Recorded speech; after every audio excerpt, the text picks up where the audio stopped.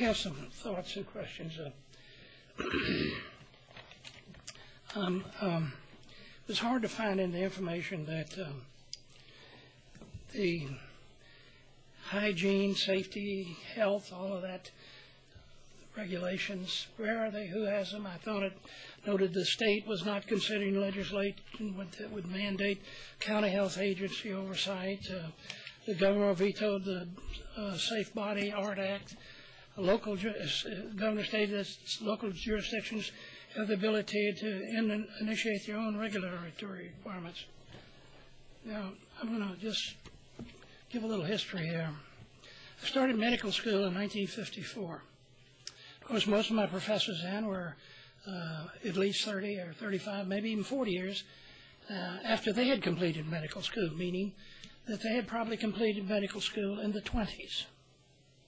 And I remember them telling us, any time you see a person with a tattoo, you should get a Wassermann, a serological test for syphilis, because so many people had tattoos in an unsanitary manner, and so many people in that era before penicillin had syphilis.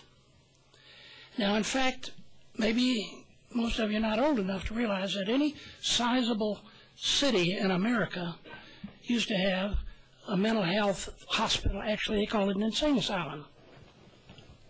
And so many of the people in those facilities were third-degree syphilitics with neurological affection due to the syphilis.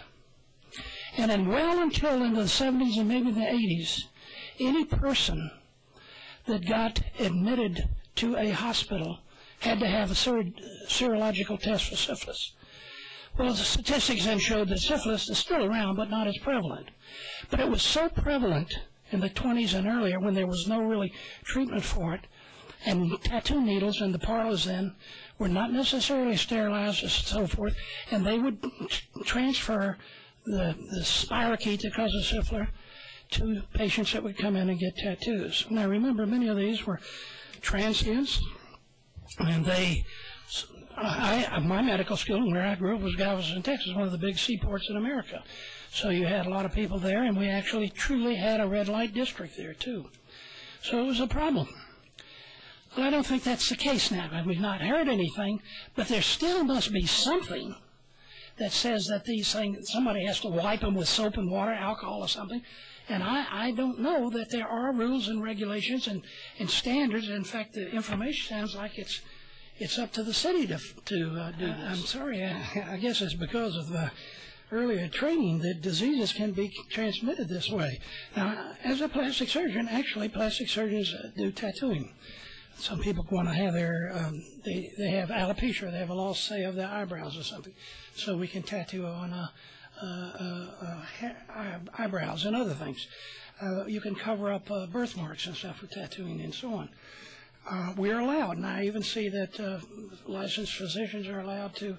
There's no question, because we treat that as a body invasion. And certainly when you start putting pins and needles and daggers and all these other things that are penetrating people, you're doing mini surgery on people. I have no idea what kind of controls are so that we make sure that these things are put in the proper sterilizations and the wounds are, the skin is prepped in a manner before they proceed with these invasions. This is all over the state, all over anywhere. I would have thought that there's some sort of control about that.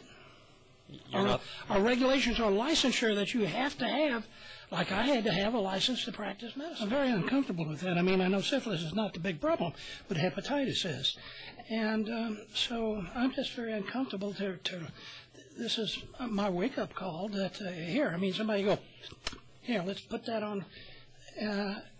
What's to keep them from doing it? I realize that heroin addicts and so forth, they don't use any sterilization but we also know a lot of them get hepatitis because of that. And I'm surprised that there is not a problem with tattooing, but Apparently we don't see that here, although I'm very uncomfortable not to know that there's not some sort of assurance to the patient, to the person who's coming in and having their body invaded, that it's done in a safe and healthy, hygienic manner.